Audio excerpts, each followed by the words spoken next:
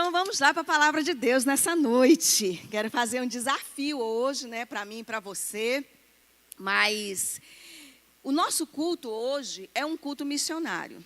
E geralmente, quando a gente fala em missões, geralmente a nossa mente logo nos arremete para os lugares longínquos, né? Os lugares mais longe. Mas eu quero, nessa noite, pela graça de Deus, ser instrumento na sua vida para lhe trazer bem para perto.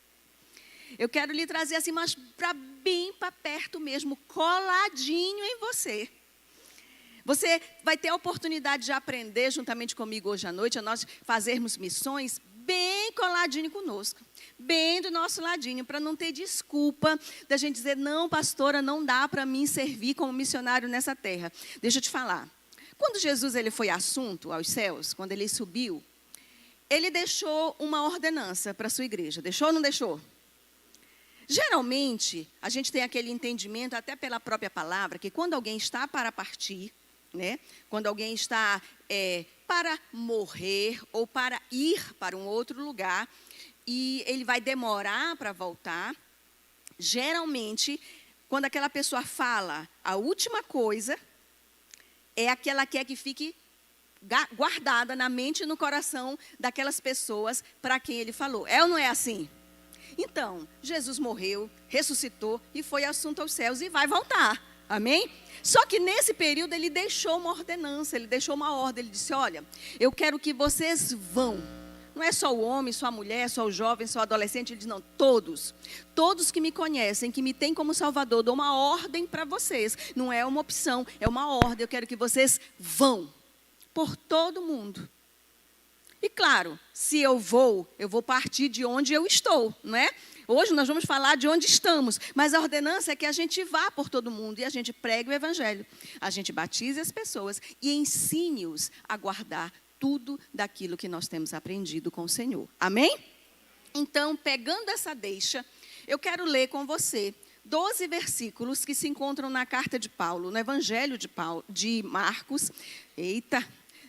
No Evangelho de São Marcos, o capítulo 2, eu quero ler com você os 12 primeiros versículos. Acompanhe aqui na nossa tela ou na sua Bíblia, nas suas anotações. Diz o seguinte: dias depois, entrou Jesus de novo em Cafarnaum, e logo ocorreu que ele estava em casa. Muitos afluíram para ali, tantos que nem mesmo junto à porta eles achavam lugar. E anunciava-lhes a palavra. Alguns foram ter com ele, conduzindo um paralítico, levado por 4 homens. Diga comigo, 4 homens. E não podendo aproximar-se dele por causa da multidão, descobriram o eirado no ponto correspondente ao que ele estava, e fazendo uma abertura, baixaram o leito em que jazia o doente. Vendo-lhes a fé, Jesus disse ao paralítico, filho, os teus pecados estão perdoados. Mas alguns dos escribas estavam assentados ali e arrazoavam em seu coração. Por que fala ele deste modo? Isto é blasfêmia? Quem pode perdoar pecados senão um que é Deus? E Jesus, percebendo logo no seu espírito que eles assim arrazoavam, disse-lhes, por que arrazoais estas coisas em vosso coração? Qual é mais fácil? Dizer ao paralítico, estão perdoados os teus pecados, ou dizer, levanta-te, toma o teu leito e anda? Ora, para que saibais que o Filho do Homem tem sobre a terra autoridade para perdoar pecados, disse ao paralítico, eu te mando, levanta-te, toma o teu leito e vai para a tua casa. Então ele se levantou e no mesmo instante, tomando o leito, retirou-se à vista de todos, a ponto de se admirarem todos e darem glória a Deus, dizendo, jamais vimos coisa assim. Amém? Aleluia! Esse nosso Deus, esse nosso Jesus é muito poderoso. Tem um ditado, né, assim, muito comum, que a gente ouve muito na nossa geração, na nossa atualidade, que quando alguém fala sem conhecer de algo, a gente usa uma expressão, pelo menos a maioria das pessoas usam, né? Sabe de nada, inocente. Né? Quem já ouviu essa expressão? né? Então, claro, né, Jesus não iria usar essa expressão, mas quando os escribas e os fariseus começaram a ruminar, né, lá no coração deles aquelas coisas erradas, imagino, né, eu na minha axiologia, Jesus olhando para eles assim: sabem de nada, inocentes. Vocês não sabem com quem vocês estão mexendo, vocês não sabem com quem vocês estão falando. Vou dar, né, deixar claro aqui para vocês. E aí acontece isso. Mas, trazendo aqui para a nossa reflexão hoje à noite, esse texto ele precisa que nós levemos em consideração algumas aplicações para a nossa vida. Por isso que eu te disse que hoje nós vamos ser desafiados a fazer missões muito pertinho da gente, muito pertinho de nós. Porque esse texto, ele nos desafia, queridos, a pelo menos 2 entendimentos. O primeiro deles é que existem muitos enfermos neste mundo. Concordam comigo? Existe, isso é um fato. Existem muitos enfermos neste mundo. Enfermos tanto no corpo, enfermos na alma e enfermos no espírito. Porque o espírito ainda está adormecido, não foi vivificado pelo Cristo que vive. Então, queridos, existem infelizmente muitos enfermos neste mundo. E a nossa batalha hoje, a maior parte da nossa batalha hoje são com as enfermidades travadas na alma. Concordam? Satanás ele tem tentado de todas as formas enlaçar a alma humana, prendendo-a no medo. Eu contei pela manhã uma experiência particular minha com Deus, no meu tempo sozinho, que eu costumo fazer a minha caminhada de exercício orando, né? Eu caminho ao redor do condomínio, né? Nem sabe aquele condomínio que está sendo abençoado todo dia, né? Eu rodo, né, ao redor do condomínio e vou intercedendo, né, cumprindo a minha tarefa física, de saúde física, mas ali fazendo a minha caminhada intercessória. E num desses dias eu tive uma experiência com Deus assim tão interessante, né, lutando, orando, guerreando contra o medo, contra a ansiedade, contra tantas outras coisas que Satanás tem trazido para tentar aprisionar a humanidade. E eu guerreando, e o Espírito Santo veio e falou comigo: Rami, você lembra? Quando Adão, ele pecou, quando ele me desobedeceu, entraram 2 coisas no momento em que ele desobedeceu. Você lembra o que diz a minha palavra, que entrou lá? Eu disse: sim, Senhor. Entrou a morte e o medo. Ele falou: pois é. Entrou a morte e o medo. Quando eu voltei para ter com Adão, quando eu vim para conversar com ele, qual foi o primeiro sentimento que ele teve ao saber que ia se encontrar comigo? Você lembra? Teve o quê? Medo. E aí o Espírito Santo falando comigo, ele teve medo, Rami. Ele não tinha medo antes, por causa do pecado. Por causa da desobediência, entrou o pecado no mundo. E com ele a morte. Aí o Espírito Santo falando comigo, falou assim: minha filha, preste atenção numa coisa, que eu quero deixar muito claro para você. Adão fez isso? Fez. Infelizmente fez. Mas eu entrei com provisão. E eu deixei escrito na minha palavra para todos os dias do ano do seu calendário: não temas, não temas, não temas. Neste mundo vocês terão aflições, mas eu venci o mundo. Amém?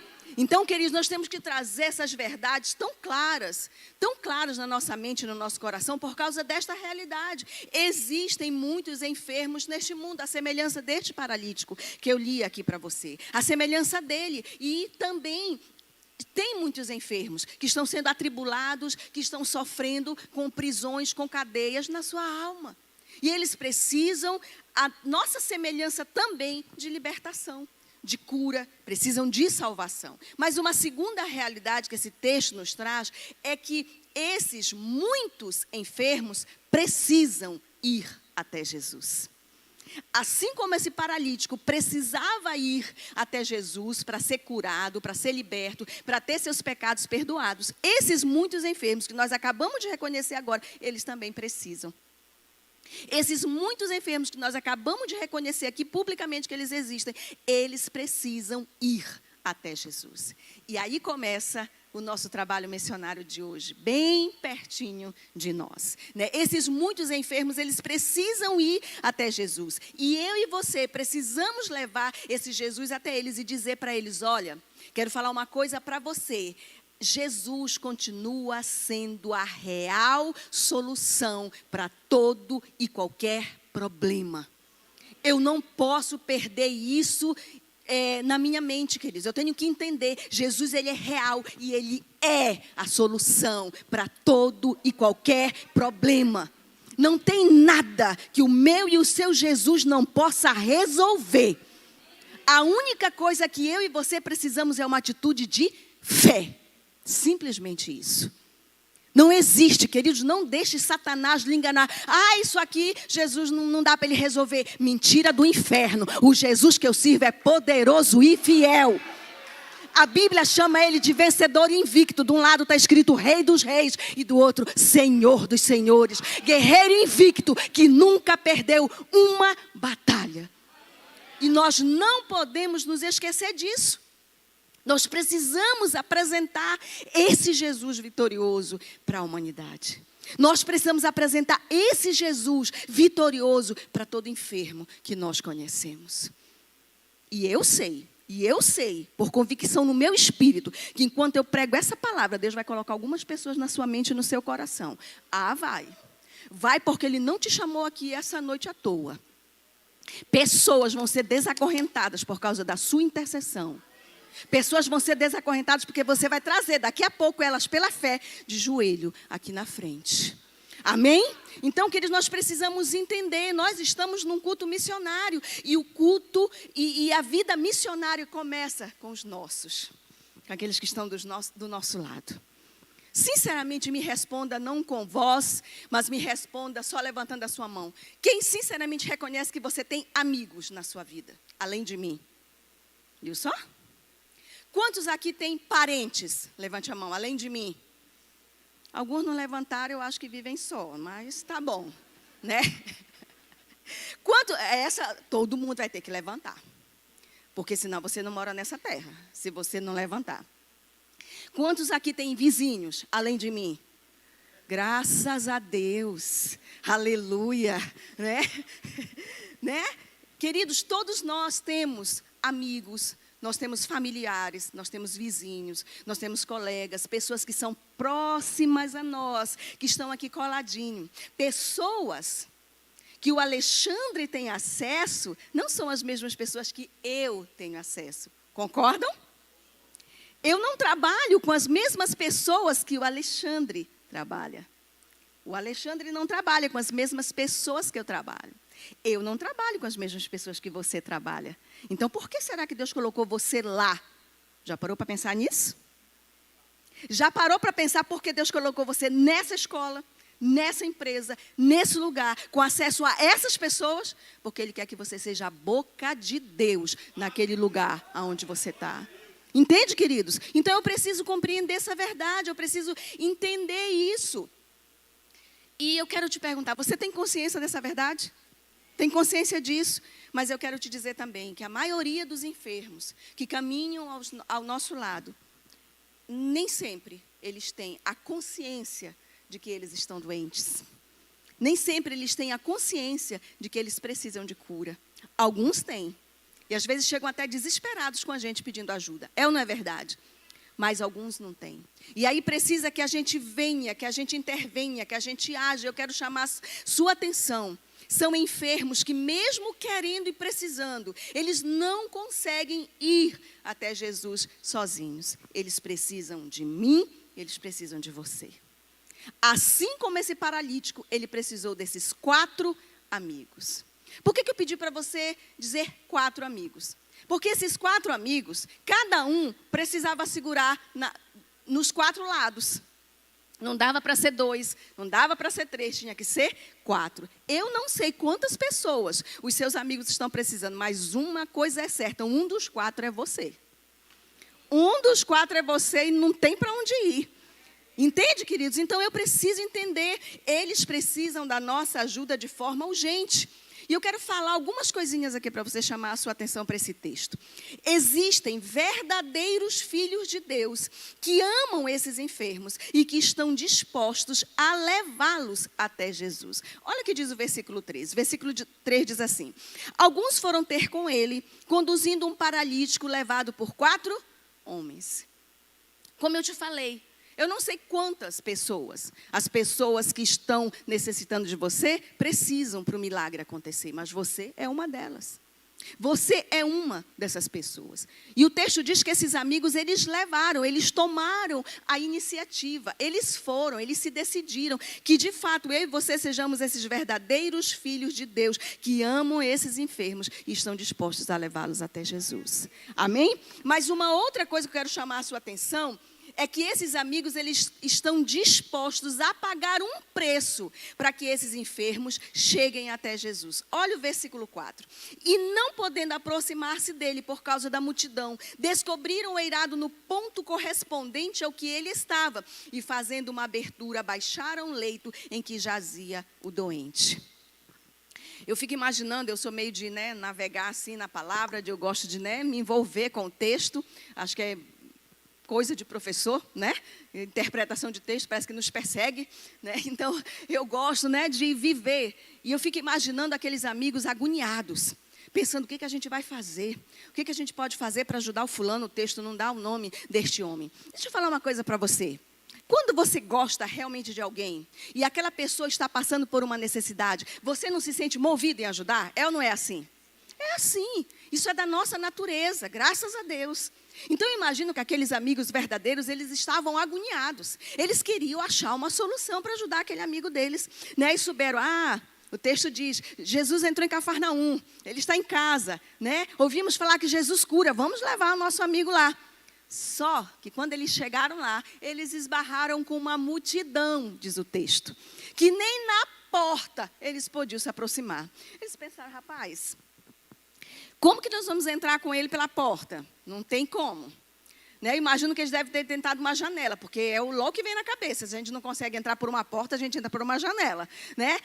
Certamente que na janela é que não dava para entrar mesmo. E aí imagino que eles ficaram agoniados, pensando, o que vamos fazer? E aí eu penso que o Espírito Santo vem com aquele estalo, com aquele girar de chave. Eu imagino eles olhando para um lado, olhando para o outro, o que vamos fazer? E eu imagino que um assim só olhou para cima, meio que para clamar para Deus. E pensou, a casa tem eirado, a casa tem telhado, vamos descobrir a casa, vamos tirar as telhas, vamos abrir um buraco lá e vamos colocar ele lá, bem pertinho. Em outras palavras, vamos furar a fila. Então, aqueles amigos, queridos, eles fizeram um investimento. Porque imagina, eles tiveram que providenciar cordas, eles tiveram que providenciar instrumentos, porque tiveram que destelhar o eirado. E o eirado das casas, o telhado daquelas casas, é muito diferente do telhado que nós temos hoje. Então, eles devem ter providenciado os instrumentos, porque eles não foram lá com a ideia de que desfazer um telhado, concordam comigo? Então, eles tiveram que providenciar os instrumentos, eles tiveram que providenciar a corda, porque no mínimo, aquela casa devia ter 3 metros de altura, que é o básico, senão as pessoas iam ter que andar encurvada, Então, eu ter que descer aquele paralítico ali. Então, a minha pergunta é para você. Que preço você está disposto a pagar pelos seus? Que preço você está disposto a pagar por aqueles que o Senhor tem colocado perto de ti, que precisam de salvação?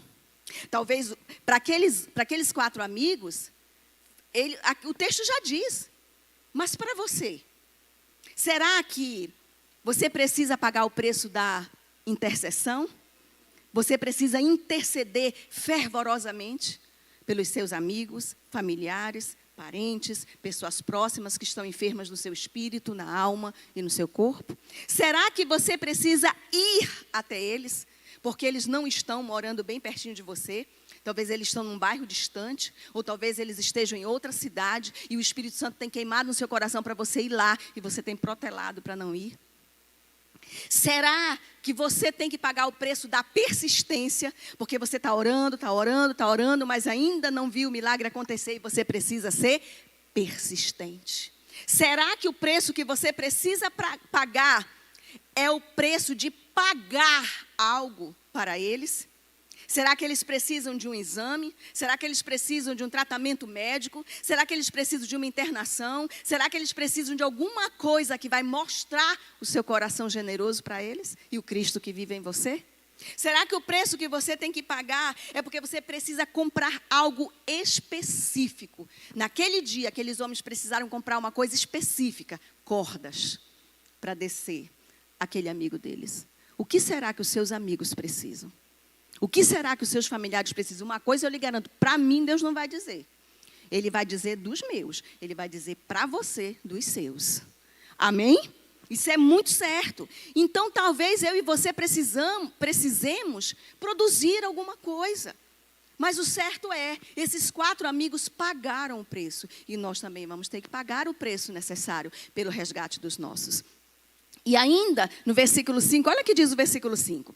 Vendo-lhes a fé, Jesus disse ao paralítico: filho, os teus pecados estão perdoados. Então, esses amigos, eles tiveram fé suficiente para que aquele enfermo fosse curado. Então, nós precisamos ter também, a semelhança daqueles homens, nós precisamos ter fé o suficiente para que os enfermos pelos quais nós estamos batalhando, eles sejam salvos e eles sejam curados.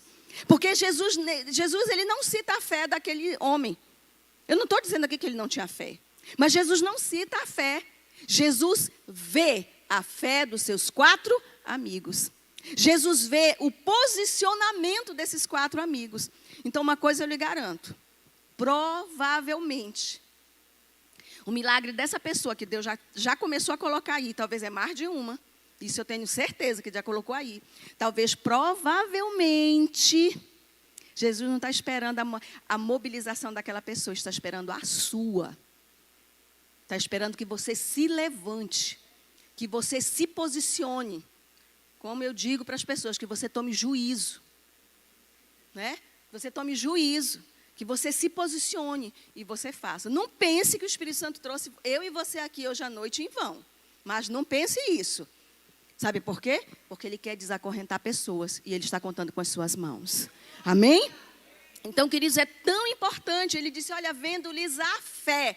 Ele disse ao paralítico. Ele olhou a fé daqueles homens e ele falou ao enfermo e deu uma ordem de vida, de cura para aquele enfermo. Então Jesus, ele agiu por intermédio da fé daqueles amigos. Existem situações em que não conseguimos sozinhos. Nós precisamos da ajuda daqueles que nos amam de verdade. Se eu e você precisamos, quanto mais aqueles que ainda não conhecem Jesus. Então é tão importante que eu e você entendamos isso. E a minha pergunta para você, de tantos que eu já fiz, quero te fazer mais uma. E nós, eu e você, nós temos realmente esses amigos, esses colegas, esses vizinhos, esses parentes que estão precisando de Jesus, mas que eles não têm forças para chegar até eles, sim ou não? Temos. Queridos, eu estava contando de manhã, e vou contar hoje, agora à noite também, para ficar igual, né? Para ficar igual. Mas, enquanto eu orava, intercedia ao Senhor por essa palavra, né, para que ela fosse uma verdade na minha vida e na sua também, o Espírito Santo me lembrou de 2 pessoas tão preciosas, que eu sempre, continuamente oro, e esses dias eu não estava orando por tantas outras coisas, não estava orando por eles. Mas o Espírito Santo trouxe essas 2 pessoas que eu amo de coração. São 2 amigos muito preciosos, e eles ainda não confessaram Jesus como Senhor e Salvador. E o Espírito Santo começou a trazê-los no meu coração. E me lembrou de uma experiência que eu quero contar para você. Para que você entenda que Deus tem pessoas tão maravilhosas e tão especiais que lhe amam de verdade. Que estão dispostos a fazer qualquer coisa por você, mas que ainda não conhecem Jesus. E é seu dever e sua obrigação oferecer, apresentar o Cristo Salvador para eles. E eu quero contar essa experiência para vocês. Um desses meus amigos é um homem. E ele é meu amigo desde a nossa infância, junior, adolescência. Então, já estou chegando nos 50. Ele é mais velho que eu. Então, né, já passou alguns aninhos aí. E eu lembro, queridos, que, evidente, né, se o meu marido já era pastor quando eu me casei com ele, certamente, né, que automaticamente, ao me casar com ele, recebendo ofício, me tornei pastora, depois ordenada, enfim. Mas o certo é que desde o primeiro dia de casada, eu já estava casada com um pastor, isso é fato, né? Ele já era pastor já de alguns anos na nossa denominação, na nossa igreja. Queridos, eu sempre conheci a idoneidade do meu marido, sempre conheci o caráter dele. Uma das coisas que me fez apaixonar por ele foi o caráter íntegro dele e o compromisso dele com Jesus. E uma determinada pessoa na nossa cidade, um dia, saiu com uma conversa, né? De que meu esposo estava adulterando e que ele estava me traindo. E aí a conversa chegou nos meus ouvidos. E naquela época a Ramiclei não estava trabalhada como ela está agora. 25 anos atrás, mais ou menos, né? Que a gente vai fazer, né, 27 anos esse ano de casados. Então a Ramiclei não estava trabalhada ainda, como está agora, né? Ainda precisava de ser muito espremida, né? Ser muito amassada pelo cordeiro para chegar no que está hoje. Imagine, a Ramiclei sanguínea ficou a carne pura. Sabe quem gosta de churrasco, que corta aquela carne assim, que fica pingando? Pois eu estava daquele jeito. Gente do céu, eu disse de manhã, era verdade, eu estava possuída e não era pelo Espírito de Deus não, né? E eu falei, pois eu vou lá, e eu vou resolver essa situação. E ela vai ter que retirar o que disse. Meninos, eu me arrumei. Me arrumei igual como me arrumei hoje para vir para o culto. Pus um salto, né, semelhante a esse, mas fiquei bonita, né? E disse, eu vou lá e resolver. E a nossa cidade, ela tem altos e baixos. Ela é de altos relevos, por isso o nome é Monte Alegre, né? Então aí, né, me arrumei e desci, que a gente morava na cidade alta e a dita pessoa trabalhava na cidade baixa, então eu tinha que descer. Meninos, eu desço, né, possuída, né, meu Deus do céu, estava pingando sangue para tudo quanto era lado. E aí eu vou descendo. Queridos, no que eu vou descendo, esse meu amigo, que o Espírito Santo me trouxe hoje, a lembrança, ele sai da loja. Eu quero fazer para você como foi que ele fez. Ele sai da loja, eu venho descendo assim, ele sai da loja dele, atravessa a rua e faz assim.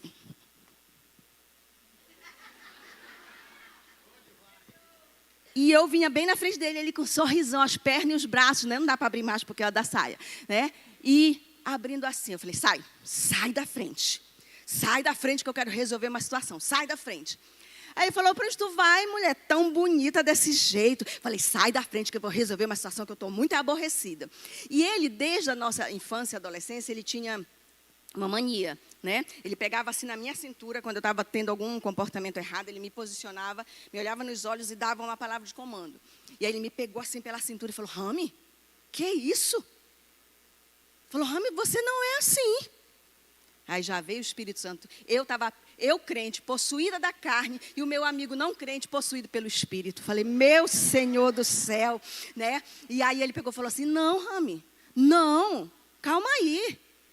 Eu até esqueci de contar essa parte de manhã, que ele falou assim, eu estava lá dentro, e o Espírito Santo, e eu que precisava falar contigo. Eu precisava falar contigo. Ele não usou o termo Espírito Santo. Ele disse, eu precisava falar contigo. E veio uma voz no meu coração e falou, a Rami está descendo, corre lá na frente e abre os braços para ela. E eu no meio de conversa, porque eu estava precisando falar contigo. E aí eu perguntei para ele, sim, tu quer o quê? Tipo, queria logo resolver a situação, né? Falei, e tu quer o quê? Aí ele falou assim, não, eu tenho uma situação para resolver. E eu te conheço desde sempre, que tu é uma pessoa muito sábia, muito entendida, calma. Resolve as coisas com sabedoria. Gente do céu. Naquela hora, meus irmãos. Ela falou, então eu queria um conselho teu de como resolver. Eu falei, sangue de Jesus. Nessa hora, né, a raiva já estava passando, o sangue já estava parando de pingar. E aí ele falou assim, Rami, bora entrar aqui, vamos tomar uma água. Eu vou te contar o que vai acontecer, o que eu estou precisando, e tu vai me dar o conselho, porque tu é uma mulher de muito conselho. Eu falei, meu Deus do céu. Aí ele virou para mim e falou assim, sim. Aí depois tu vai lá resolver o que mesmo que tu ia resolver? Aí eu já marmança, né? Falei assim, não, uma pessoa aí que andou falando do meu bem, falando que ele andou me traindo, eu vou lá resolver. Ele falou, o Elson? Falou assim para mim, menina, deixa disso, quando que o Elson vai fazer uma coisa dessa? Aí eu disse, mas é exatamente por isso que eu vou lá resolver, porque ele não fez uma coisa dessa. Aí ele falou assim, amiga, deixa para lá, venha me ajudar a resolver o meu problema. Queridos, eu fui com ele lá para dentro. E comecei a ensinar o meu amigo a resolver a situação que eu precisava aprender. Você está entendendo? E por que eu te falei isso? Porque com certeza, você deve ter amigos como esse na sua vida, que precisam de Jesus Cristo, porque são pessoas preciosas, que podem ser usados como instrumento de Deus para até impedir você de pecar, como foi o meu caso. Entende? E, queridos, é tão importante que eu e você entendamos, eu posso fazer missões com as pessoas a quem Deus me deu o coração delas. Deus deu o coração de algumas pessoas para nós, justamente porque a gente tem a chave para alcançá-las. Então, queridos, é tão importante que a gente entenda isso. Então, se eu entendo que eu tenho colegas, que eu tenho amigos, que eu tenho vizinhos que precisam de Jesus e que eles não têm forças para chegar até o Senhor, eu preciso fazer algumas coisas. E aí eu quero finalizar essa palavra te fazendo um desafio de pelo menos 4 coisas que são necessárias e importantes que nós façamos para alcançar os nossos amigos. E aí eu sei que nesse correr de tempo aqui, algumas pessoas já começaram a brotar aí na sua mente. Não levante a mão, mas eu sei que Jesus já começou a colocar pessoas aí na sua mente que precisam de você. Então, para essas pessoas, a primeira coisa que eu e você precisamos fazer é amá-los. Nós precisamos amá-los com todo o nosso coração, não só de palavras, mas com atitudes. Assim como aqueles 4 amigos tiveram atitudes de salvação, de cura, de libertação, para aquele amigo deles, nós também precisamos. Nós precisamos amar de todo o nosso coração os nossos amigos, familiares que precisam de Jesus. Segunda coisa, nós precisamos decidir, tem que ser uma decisão, nós precisamos decidir levá-los a Cristo.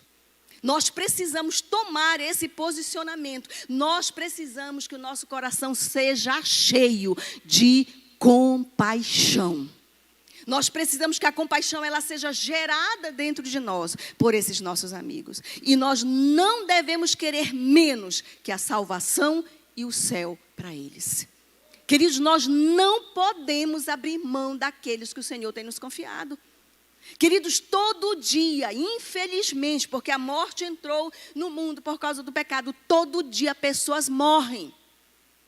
E se elas morrerem sem Jesus, não tem outro lugar que não seja o inferno. É duro dizer isso, mas isso tem que ser latente no meu coração. Meus familiares e meus amigos não vão para o inferno no que depender de mim. Eu vou pregar o evangelho, eu vou levar o evangelho da salvação, eu não vou passar a mão, eu vou amá-los, eu vou interceder. E no que depender de mim, o nome deles vai estar escrito no livro da vida. Entende, queridos? Eu tenho que entender isso, eu tenho que viver isso. Isso tem que queimar dentro de mim. Eu não posso ser egoísta de querer Jesus só para mim. Eu não posso ser egoísta de querer o céu só para mim. Eu não posso ser egoísta de querer cura, libertação só para mim. Os que eu amo vão viver essa verdade junto comigo. Amém? Terceira coisa, a semelhança daqueles homens, daqueles 4 amigos, eu preciso ter fé por eles. Porque talvez eles ainda não tenham a fé. Eles talvez ainda não tenham a fé que eles precisam, mas eu já tenho. E Jesus vai ver a minha fé. Jesus vai ver o meu posicionamento para alcançá-los. Porque o texto diz, não é? Que Jesus viu a fé dos amigos. Olhou para o paralítico e disse, levanta-te e anda. Então, para quantos Jesus está esperando que você se mova? Para quantos Jesus está esperando que você se levante, que você se posicione? E a 4ª coisa, eu e você precisamos tomar posse do milagre por eles. Ah, meu familiar, meu amigo precisa de cura, eu vou tomar posse da cura por eles. Ah, precisa de libertação, eu vou tomar posse da libertação deles. Ah, eles precisam de salvação, eu vou tomar posse da salvação deles. Então eu preciso de todo o meu coração amá-los, eu preciso decidir levá-los a Jesus, eu preciso ter fé por eles, mas eu preciso tomar posse do milagre. Amém? Eu preciso tomar posse do milagre, queridos, e é uma batalha. É uma batalha espiritual por eles, pela salvação deles e por aquilo que eles precisam. Eu tenho que entender essa verdade. E eu quero ler com você. O que está no versículo de número 12, que nós lemos desse texto, diz assim. Então, ele se levantou e no mesmo instante, tomando o leito, retirou-se da vista de todos, a ponto de se admirarem todos e darem glória a Deus, dizendo, jamais vimos coisa assim. Por que eu li esse versículo para você? Porque é tão importante que nós decidamos amar de todo o nosso coração essas pessoas. Tomarmos a iniciativa de levá-las até Jesus e crermos por ela. Porque certamente elas serão perdoadas, elas serão curadas e elas serão salvas por Jesus Cristo. Amém? Eu preciso entender, queridos, seja através do perdão, da cura, da libertação ou de salvação, o nome do meu e do seu Jesus vai ser glorificado na vida dessas pessoas. Eu preciso ter essa compaixão sendo gerada dentro de mim, a ponto de eu sentir a necessidade de levar o Cristo Redentor até essas pessoas. E uma coisa eu lhe digo, não desista dos seus, porque Jesus não desistiu de você. Amém? E eu quero fazer um desafio para você. Quero te convidar a ficar de pé. E eu quero que você descanse aí o seu material. Porque durante essa palavra, eu tenho a firme convicção. E aí eu quero exatamente que você tire isso daqui.